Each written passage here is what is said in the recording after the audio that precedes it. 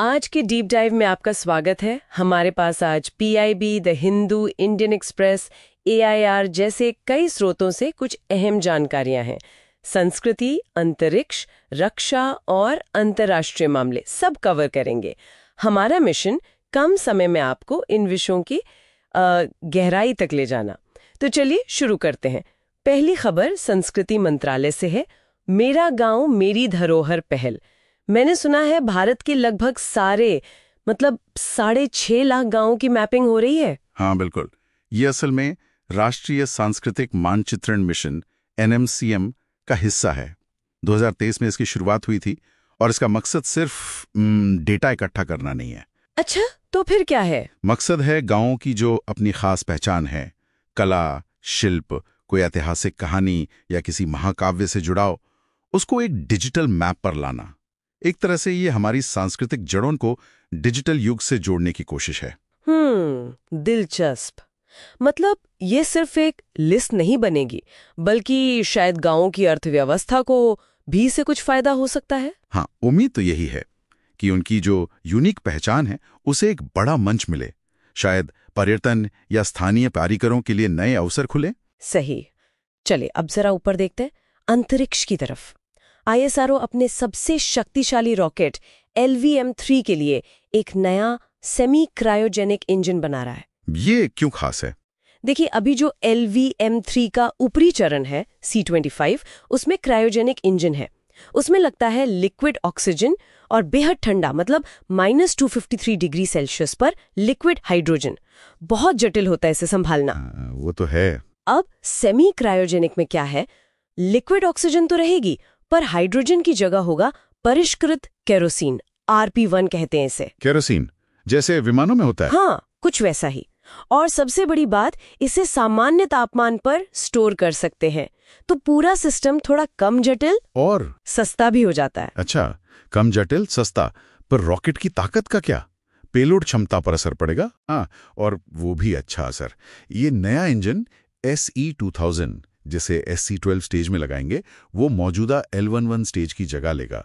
इससे LVM-3 की GTO तक पेलोड ले जाने की क्षमता, जो अभी करीब 4000 किलो है, हाँ, वो बढ़कर लगभग 5200 किलोग्राम हो जाएगी। अरे वाह, मतलब काफी ज्यादा। जी, और लॉन्च की लागत भी अनुमान है कि करीब 25% कम हो सकती है। 25%? ये तो बहुत मायने रखता है। बिल्कुल, ये भविष्य के भारी मिशन और जो अगली पीढ़ी का लॉन्च व्हीकल NGLV बनेगा, उसके लिए बहुत बड़ा कदम है। समझ गई।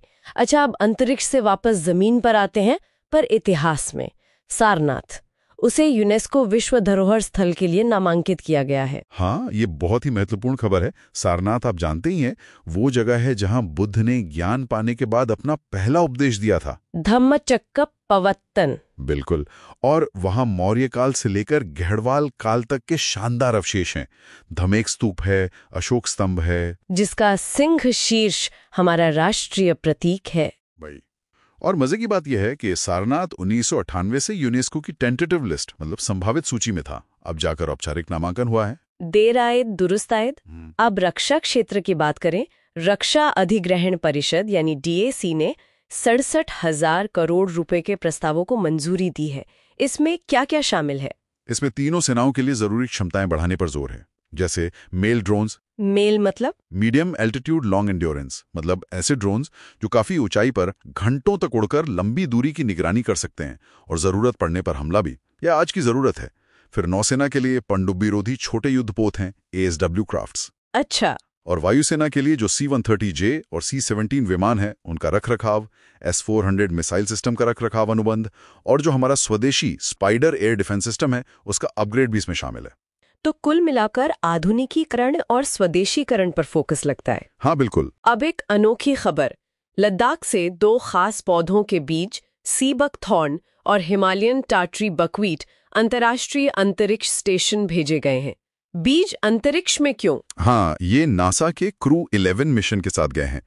ये बड़ा दिलचस्प प्रयोग है। देखिए, सी बकथॉर्न, जिसे लद्दाख का सोना भी कहते हैं, वो एक कमाल का पौधा है।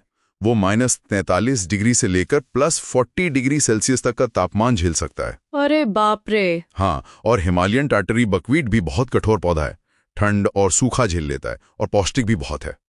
तो मकसद ये देखना है कि अंतरिक्ष के रेडिएशन और माइक्रोग्रेविटी में इन बीजों पर क्या असर पड़ता है। क्या इनसे ऐसी फसलें विकसित की जा सकती हैं जो भविष्य में अंतरिक्ष यात्रियों के काम आए, या शायद धरती पर ही मुश्किल जगहों के लिए? बिल्कुल, या धरती पर जलवायु परिवर्तन के कारण जो मुश्किल हालात बन रहे हैं उनके लिए भी।